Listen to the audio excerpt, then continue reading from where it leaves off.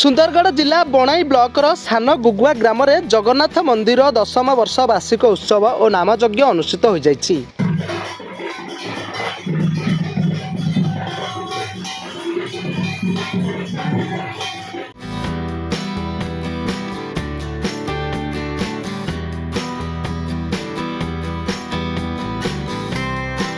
उत्सव में सान गुगुआ और बड़ गुगुआ ग्रामर महिला माने पारंपरिक रीतिनीति ब्राह्मणी नदी कलश यात्रा करथिले।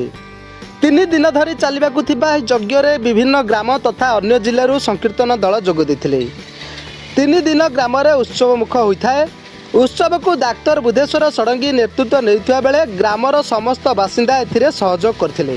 यज्ञर मुख्य उद्देश्य है भाईचारा सह आध्यात्मिक भावना जागरण होइथाए। एई जगन्नाथ मंदिर प्रतिष्ठा हबार दीर्घ 10 वर्ष हो गलानी। 10 वर्ष हिसाब से वर्ष आम 10म वार्षिक उत्सव पालन कराउछि। यार उद्देश्य होछि ए अंचल रे एक आध्यात्मिक परिवेश सृष्टि करिबा, आध्यात्मिक जागरण करिबा, सनातन हिंदू धर्म विकास करिबार आमर लक्ष्य एवं भातृत्व भाव आमर भाईचारा एवं परस्पर मध्य जो बंधुभाव अच्छी आपको सुदृढ़ करने आमर प्रतिवर्ष यही नीलाद्रि महोदय अष्टमी दिन ठारू 3 दिन पर्यंत 16 पर नामयज्ञ अनुष्ठित हुए। एठारे अन्न छत्र खोल जाए एवं प्राय 5000 लोक अन्न छत्र उपभोग करती एवं विभिन्न गाँव पाख दूर रु संकीर्तन दल आसी आमर परिवेश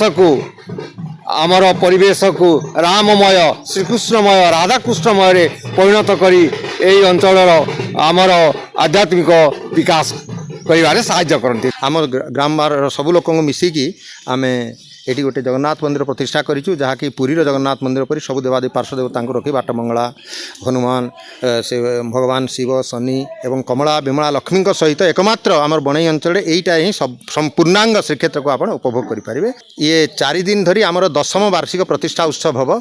प्रथम दिन मूल लक्ष्य है आध्यात्मिकता सृष्टि करवा। बर्तमान हिंदू धर्म प्रति जमी विपद माड़ी आसी हिंदू धर्म को सुरक्षा करने आम गोटे विशाल कलश शोभा यात्रा करूँ, जहाँ 2-3,000 लोक पर्यंत या उपभोग करेंगे। बर्तमान आमर नरनारी मैंने आगे जाइए। बर्तमान आप शोभा यात्रा देखिपारे ये चलो 9:30 पर्यंत। तापर आसला ये आमर विष्णु यज्ञ ही 16 प्रहर नाम यज्ञ अधिवास कम हम। कालीठू नाम यज्ञ आरंभ हम। काली पूर्व दिन 2 दिन धरी प्राय 30टा दल विभिन्न ये आमर बणई और बणई बाहर आसी जोगदेवे।